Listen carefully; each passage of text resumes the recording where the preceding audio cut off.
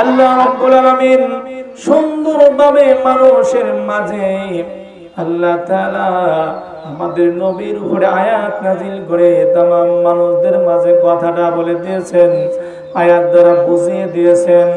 ইন্নাল্লাহা নিশ্চয় আল্লাহ তাআলা লা ইয়াযলিমু যুলম করেন না, মিসকালা যাররা বিন্দু পরিমাণ আল্লাহ তাআলা বান্দার উপরে জুলুম করেন না। কোন সুবহানাল্লাহ।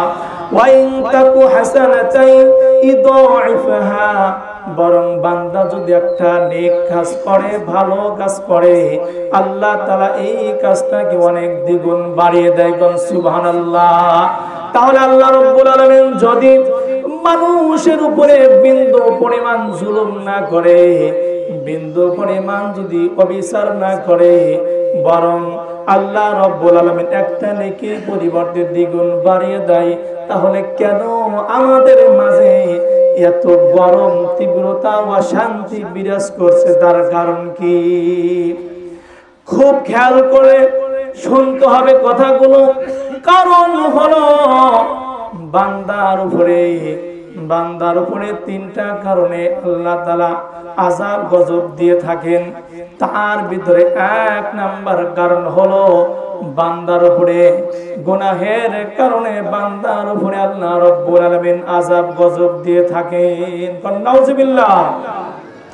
গুনাহ করার কারণে আল্লাহ রাব্বুল আলামিন কোরআনের ভিতরে জানিয়ে দিয়েছেন, ওয়া মা আসাবাকুম মিন মুসিবাতিন ফাবিমা কাসাবাত আইদিকুম ওয়া ইয়াফু আন কাসীর।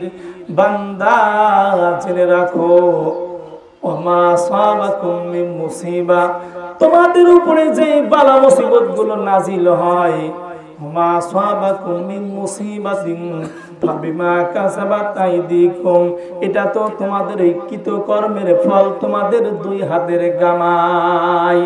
আমাদের কারণে আল্লাহ রাব্বুল আলামিন এই দুনিয়ার ভিতরে কিছু আযাব গজব ফর্মুলা দিয়ে থাকেন।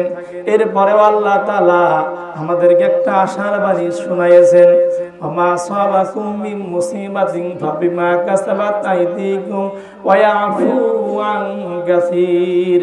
বান্দা জেনে রাখো, তোমরা যে গুনাহ করো, এই গুনাহগুলো অসংখ্য গুনাহ আমি ক্ষমা করে দেই। কোন সুবহানাল্লাহ। তাহলে গুনাহের কারণে আমাদের আযাব গজব হয়। এই গুনাহের কারণে যদি আযাব গজব হয়, তাহলে এই অশান্তি কেমনে দূর করা যায়? তার কারণ কি? আমরা যদি সরাসরি যদি আমরা গুনাহ, যদি এই আযাব গজব দূর করতে চাই, দূর করতে পারবো না। কারণ হলো আমাকে অবশ্যই এই আযাব গজব দূর করতে হলে আমার গুনাহ মুক্ত জীবন যাপন করতে হবে। কোন ঠিক কিনা? গুনাহ মুক্ত কেমনে করতে হবে? আল্লাহ রাব্বুল আলামিন পবিত্র কোরআনের ভিতরে বলতেছেন, ফামান তাবা মিন বাদি যুলমিহি ওয়া আসলাহা ফাইন্নাল্লাহা ইয়াতুবু আলাইহি ইন্নাল্লাহা গফুরুর রহিম।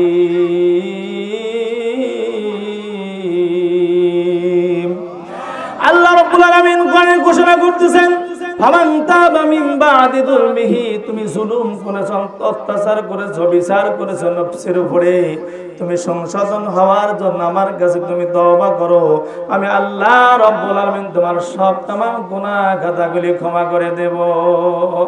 বাজান আমার ভাইয়েরা, যদি আমরা গুনাহ মুক্ত জীবন যাপন করতে পারি, তাহলে বেশক আমরা এই কঠিন মুসিবত থেকে রক্ষা পেয়ে যাব।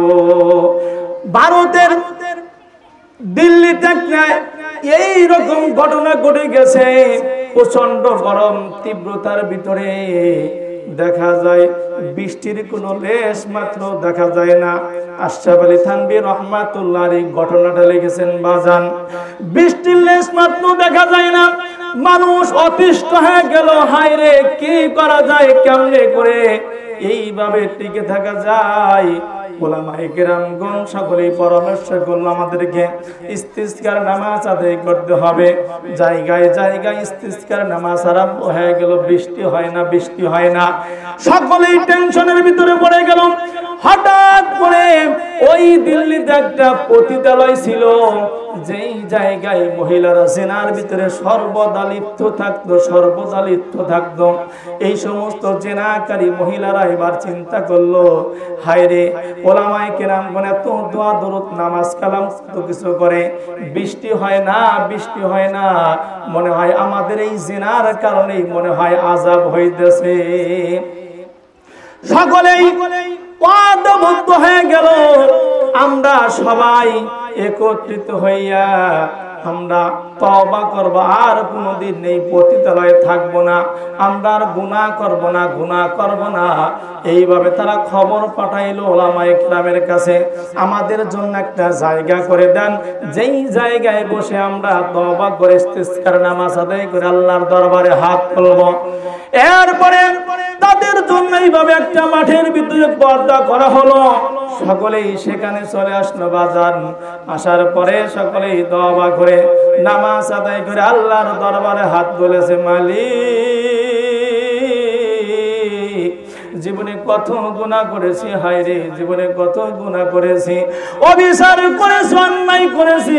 হয়তো আমাদের এই অন্যায়ের কারণে আজ প্রচন্ড গরমের ভিতরে আর থাকা যায় না। এইভাবে যখন আল্লাহর কাছে কেঁদে কেঁদে দোয়া করে, আল্লাহ রাব্বুল আলামিনের আপনার রহমতের ঢেউ উঠে গেল। আল্লাহ তাআলা তাদের দোয়া কবুল করলেন। সঙ্গে সঙ্গে আল্লাহ রাব্বুল আলামিন আসমান থেকে বৃষ্টি বর্ষণ শুরু করে দিয়েছে। কোন সুবহানাল্লাহ। বাবাজিরা, যতদিন পর্যন্ত গুনাহ থাকবে, হাজারো নামাজ পড়া হোক, কাজে লাগবে না, আগে গুনাহ মুক্ত জীবন যাপন করতে হবে। আমি বলবো কোন পর্যায়ে যারা আছেন, আগে পতিতালয় বন্ধ করেন, তারপরে আপনারা নামাজের জন্য আল্লাহর কাছে কাঁদেন। 100% দেখবেন বৃষ্টি হয়ে যাবে। কোন সুবহানাল্লাহ। চাইতে হবে কার কাছে? জোরে বলেন, কার কাছে? আল্লাহর কাছে চাইতে হবে। ওই দুবাইয়ে দেখেন আল্লাহর কাছে না চায়া তারা কি করছিল, ওই আকাশে মেঘ যায়, গ্যাস ছাড়ে, কৃত্রিম বৃষ্টি আবিষ্কার করে। আল্লাহ তাআলা হলেন সকল কুদরতওয়ালা। ইন্নাল্লাহা আলা কুল্লি শাইইন কাদির। আল্লাহ রাব্বুল আলামিন দুবাইয়ের উপরে এমন বৃষ্টি দিয়েছে, বলে রেকর্ড হয়ে গেছে এরকম বৃষ্টি, যে গাড়ি ঘোড়া পর্যন্ত, পশু পাখি, তামাম অসংখ্য মানুষ বৃষ্টির পানি দ্বারা স্রোতে ভেসে ভেসে সাগরের দিকে চলে গেছে। এজন্য আমাদের কি করতে হবে? আল্লাহর কাছে চাইতে হবে, কিন্তু আগে গুনাহমুক্ত জীবন যাপন করতে হবে। পতিতালয় বন্ধ করতে হবে। এই সমস্ত পতিতালয় সার্টিফিকেট প্রাপ্ত, এগুলো পুরায়া তাদের সকলকে ওখান থেকে বিচ্ছেদ করতে হবে। তা না হলে কোনোদিন এই দেশে কোনোদিন শান্তি আসতে পারে না। আল্লাহ রাব্বুল আলামিন যেন আমাদের সকলকেই এই আমলটা করার তৌফিক দান করে। কোন আমিন। আল্লাহ তাআলা আমাদের সকলকেই এই নামাজটাকে যেন কবুল করে। সকলেই বলে আমিন। ওয়া আখিরি দাওয়ানা আলহামদুলিল্লাহি রাব্বিল আলামিন। আসসালামু